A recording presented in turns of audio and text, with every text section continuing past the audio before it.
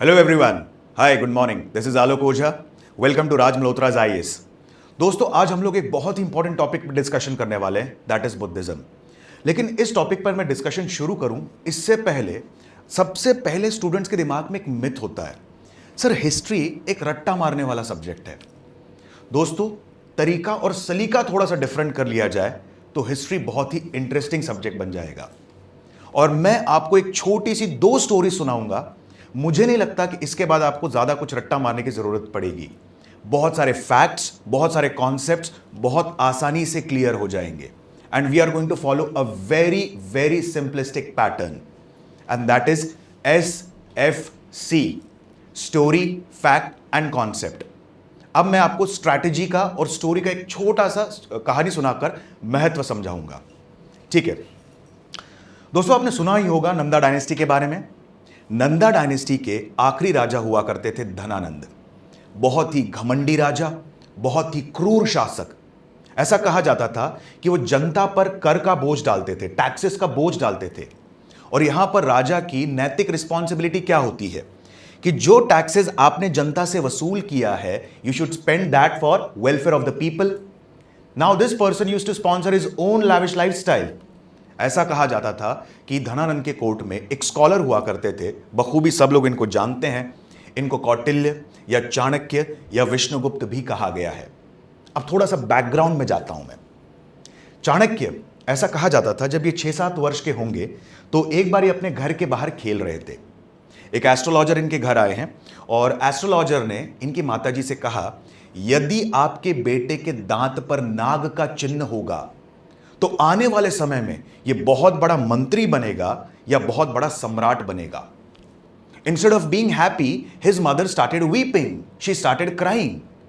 थोड़ी देर बाद चाणक्य अंदर आए, अपनी माताजी से पूछा, आपके रोने का कारण क्या है? इनकी माताजी ने बताया, एक एस्ट्रोलॉजर आए थे और इन एस्ट्रोलॉजर ने कहा है कि स्पेसिफिकली तुम बहुत बड़े मंत्री बनोगे। तो इन्होंने कहा, आपको तो होश होना चाहिए कि आपका बेटा बहुत बड़ा राजा बनेगा।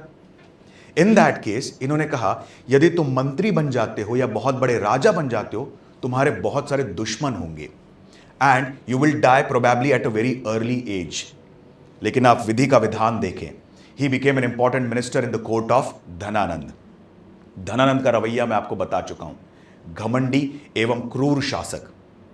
पाटलिपुत्र में अकाल पड़ गया और इस दौरान जब अकाल पड़ा है, राजा की नैतिक रिस्पॉन्सिबिलिटी क्या होती है दोस्तों? कर को माफ कर देना। यहां पर कर को 8 से 12 गुना बढ़ा दिया गया। जनता त्रस्त हुई, चाणक्य के पास आई और कहा, जाइए और अपने राजा को समझाइए। चाणक्य पहुंचे दरबार में। चाणक्य जब दरबार में पहुंचे, दरबार मंत्रीगणों से भरा पड़ा था और ऐसा कहा जाता था, इन्होंने समझाने की कोशिश की। तब धनानंद ने कहा है, तुम पंडित हो, पंडिताई करो, मुझे राजपाट चलाना मत सिखाओ। Chanakya felt humiliated. He felt insulted. But he could not utter a word. Why? Because he was a normal minister and he was a great emperor. Dhanananda के रवैये में किसी प्रकार का चेंज नहीं आया। एक दिन चाणक्य गुस्से में गए हैं और कहा है, आप अपना राजधर्म भूल चुके हो। इनको इतना गुस्सा आया that he kicked Chanakya in the chest. दोस्तों, आपने चाणक्य की पिक देखी होगी, पीछे एक शिखा रहती है, चोटी रहती है। जैसे ये गिरे हैं, इनकी शिखा खुल गई एंड इमीडिएटली ही टुक अ वो, इमीडिएटली ही took a pledge, until and unless I destroy you, until and unless I destroy your kingdom, I won't reveal my face to you। ठीक, चाणक्य निकले हैं पाटलिपुत्र से, अभी जा रहे हैं तक्षशिला की ओर। अभी बीच में अरावली के वनों से जा रहे थे। एक छोटी सी घटना ने पूरे नजरिए को बदल दिया। जैसे एक छोटा सा एग्जांपल देता हूं मैं आपको। जब ये अरावली के वनों में पहुंचे हैं, इनके पैर में बबूल का एक कांटा चुभ गया। ये साइड में निकले और इन्होंने कांटे को निकाला। थोड़ी देर आगे बढ़े तो उनके दिमाग में एक बात आई, ये कांटा किसी और को चुभ सकता है, हो सकता है मैं जब दोबारा यहां से जाऊं ये कांटा मेरे पैर में दोबारा चुभेगा। तब इन्होंने क्या किया, एक दूध लिया पास से, आसपास मतलब दूध यहां पर बबूल के पेड़ के आसपास डाल दी। इसके अलावा यहां पर इन्होंने शक्कर डाल दी। थोड़ी देर बाद ये पास में आकर बैठ गए और इन्होंने क्या ऑब्जर्व किया, चींटियां आई और बबूल के पेड़ को जड़ से उखाड़कर फेंक दिया। इससे मूल चीज क्या समझ में आती है, बेसिक फंडामेंटल चीज क्या समझ में आती है दोस्तों? हम लोग प्रॉब्लम को सरपास करने की कोशिश करते हैं, फेस करके जड़ से उखाड़ने की हम लोग कोशिश नहीं करते। ट्रू। पहुंचे तक्षशिला। तक्षशिला में मुलाकात हुई है किससे इनकी? चंदू, 15-16 साल का बालक, जिनको आने वाले समय में नाम दिया गया है चंद्रगुप्त मौर्य। उसी समय पर Alexander the great was attacking India. और एक तरीके से अलेक्जेंडर अगर इतना पावरफुल राजा है तो सिर्फ मेहनत के बदौलत नहीं है दोस्तों, कोई ना कोई रणनीति तो होगी, कोई ना कोई स्ट्रैटेजी तो होगी। एक छोटा सा एग्जांपल देता हूं दोस्तों अलेक्जेंडर की आर्मी के बारे में, कि अलेक्जेंडर की आर्मी इतनी ह्यूज थी कि ऐसा कहा जाता था कि अगर ये नदियों के पास रुके हैं, ठीक है, और अगर ये प्यासे हैं, they will dry up the rivers. You can imagine the strength और the vastness of the army of Alexander. जाकर चंद्रगुप्त मौर्य इनकी सेना में शामिल हुए, कई सारी रणनीतियां सीखी, ठीक, और ये दोबारा अलेक्जेंडर अपने कुछ पर्सनल रीजंस की वजह से अपने देश वापस चले गए। चाणक्य को और किसको? चंद्रगुप्त मौर्य को हो गया घमंड। जब अलेक्जेंडर जैसे विशाल राजा को हम देश से भगा सकते हैं तो धनानंद किस खेत की मूली है? Without any planning, without any strategy, दे डायरेक्टली अटैक्ड पाटलिपुत्र। सीधा पाटलिपुत्र पर हल्ला बोल दिया। शाम तक पूरी सेना परास्त, और चाणक्य और चंद्रगुप्त मौर्य जैसे तैसे अपनी जान बचाकर एक पड़ोस के गांव में रुके हैं। यहां पर एक वाकये ने, एक इंसिडेंस ने चाणक्य के पूरे नजरिए को बदल दिया। और वो क्या इंसिडेंस था? एक महिला अपने बच्चे को खिचड़ी खिला रही थी। Chanakya was watching everything, Chanakya was listening to everything. वो महिला अपने बच्चे को खिचड़ी खिला रही थी और उस बच्चे ने क्या किया? खिचड़ी के बीच में हाथ डाल दिया, उसकी सारी उंगलियां जल गई। महिला ने कहा, तू चाणक्य की तरह महामूर्ख इंसान है।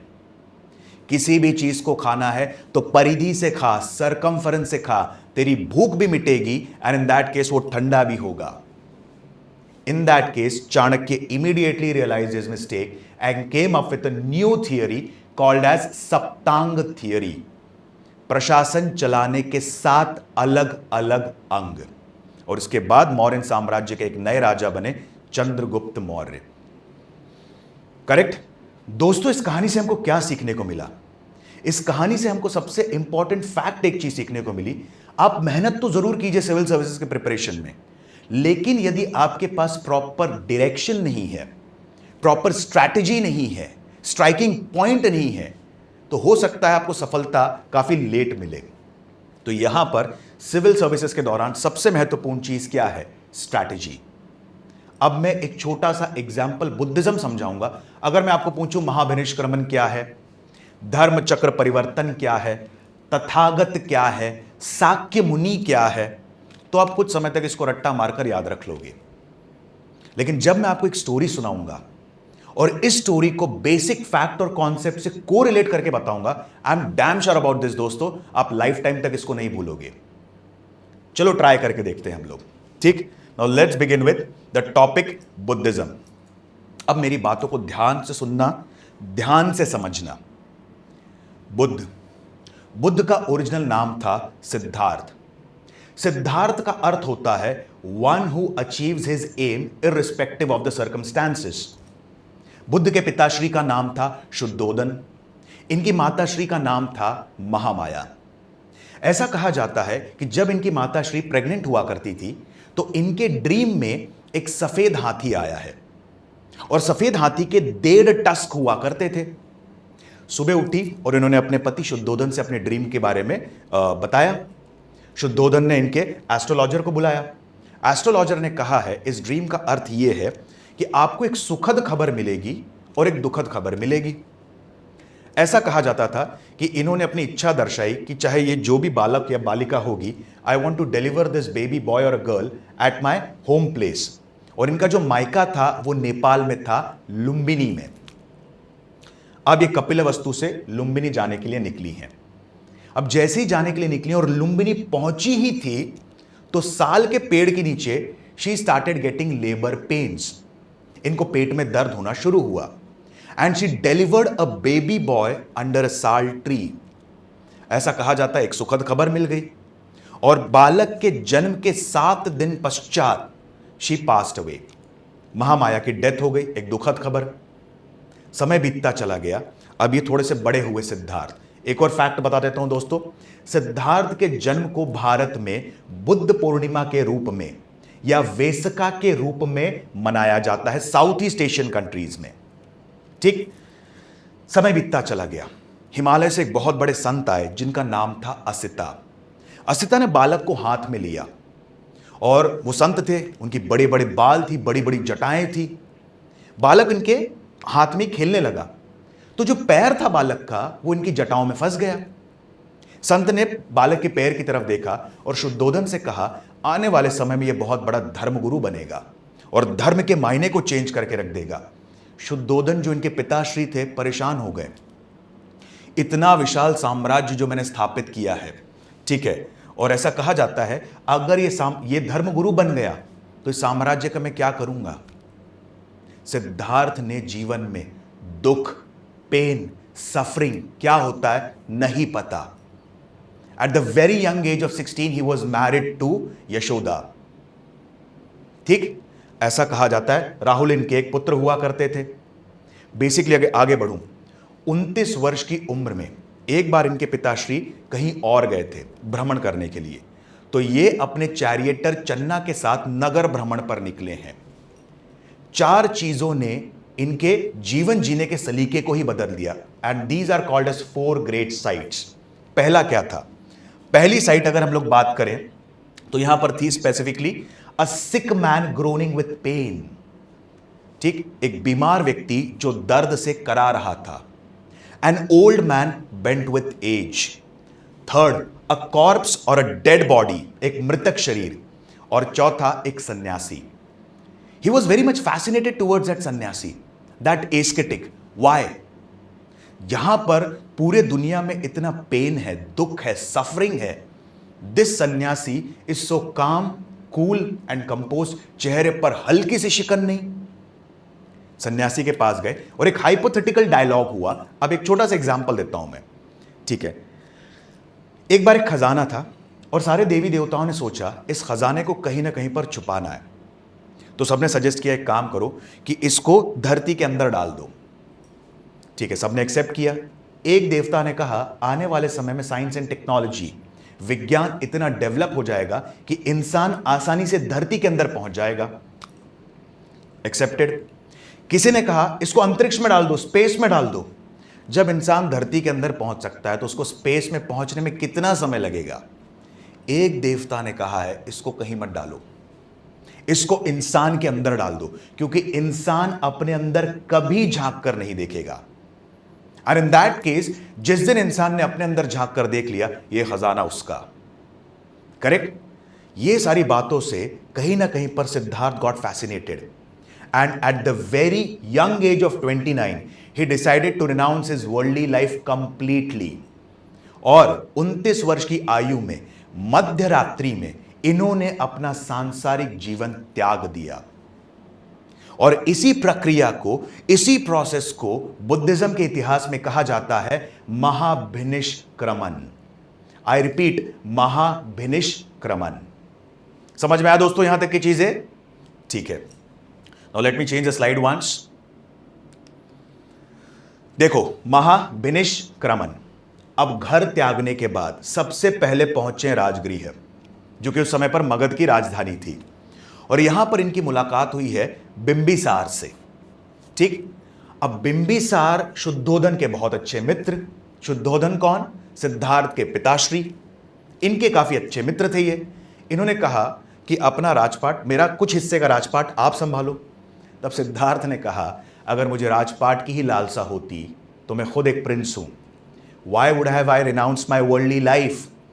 मेरे जीवन का पर्पस कुछ और है, और जिस दिन मेरे जीवन का पर्पस फुलफिल होगा मैं राजगृह दोबारा आऊंगा। इस सेंटेंस को याद रखना दोस्तों, मैं राजगृह दोबारा आऊंगा। राजगृह से पहुंचे ये वैशाली, और वैशाली में 2 स्पिरिचुअल टीचर से इनकी मुलाकात हुई, और 2 स्पिरिचुअल टीचर्स का नाम था अलारा कलाम एंड उदक।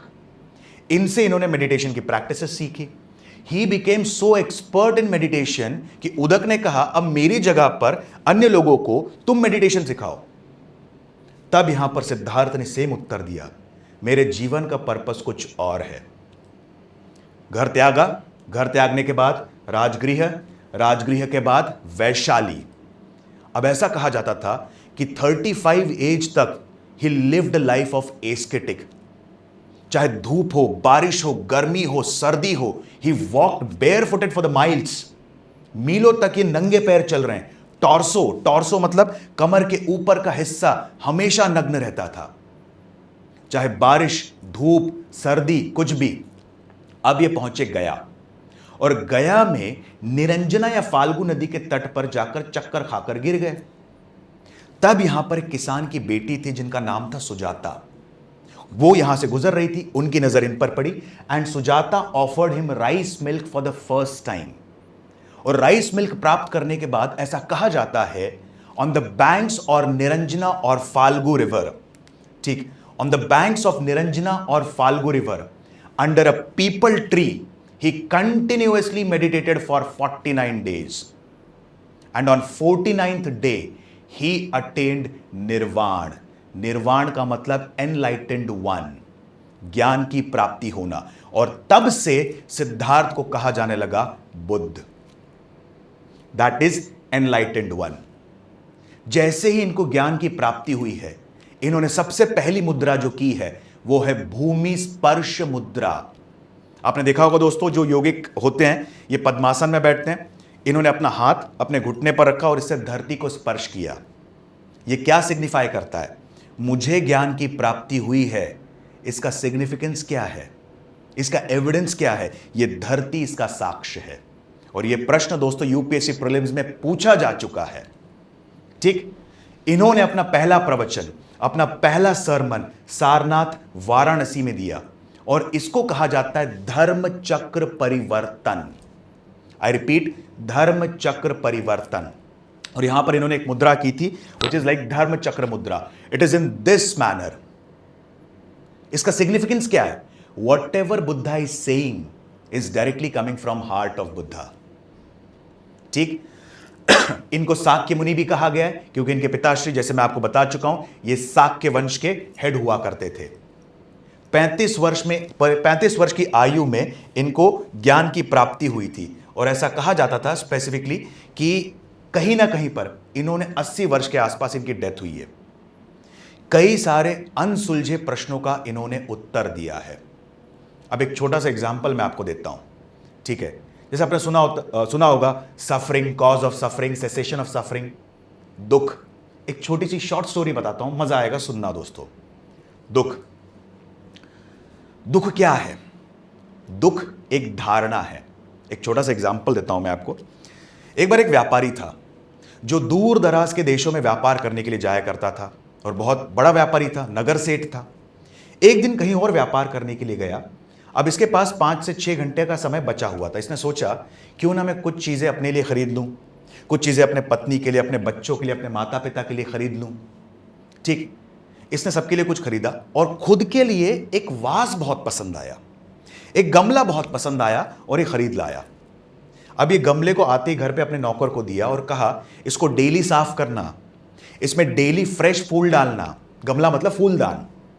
इसमें डेली फ्रेश फूल डालना, आर्टिफिशियल नहीं।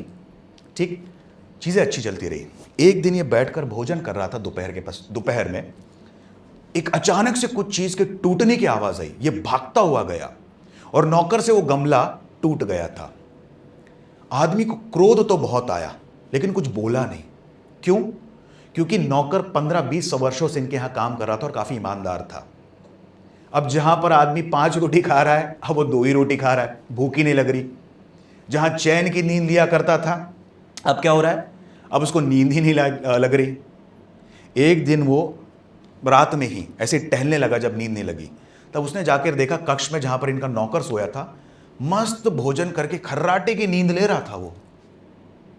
ठीक, एकदम बढ़िया खर्राटे की नींद वो ले रहा था। हुआ ऐसा, इसको गुस्सा आया। अगले दिन नौकर से बोला, तुम जानते हो ये गमला मैं किसके लिए लाया था? ये तुम्हारे लिए ले आया था। अगले दिन से मालिक बहुत बेहतरीन तरीके से नींद ले रहा है, बहुत बेहतरीन तरीके से भोजन प्राप्त कर रहा है, और जो नौकर है अब उसको नींद नहीं आ रही है, अब वो प्रॉपरली भोजन नहीं कर पा रहा है। तो यहां से स्टोरी से क्या समझ में आता है? दुख एक धारणा है, एक मानसिक परिस्थिति है। तो ऐसे कई सारे अनसुलझे प्रश्नों का उत्तर दिया था महात्मा बुद्ध ने। इनको तथागत भी कहा गया है, अर्थात पाथ फाइंडर ऑफ ट्रुथ, सत्य की राह खोजने वाला। 80 वर्ष की आयु में ऐसा कहा जाता है at a place called as Kushinagar और पावा इनका देहांत हो गया। और बुद्धिज्म के इतिहास में इसको कहा गया है Mahaparinirvana, that is death of Buddha.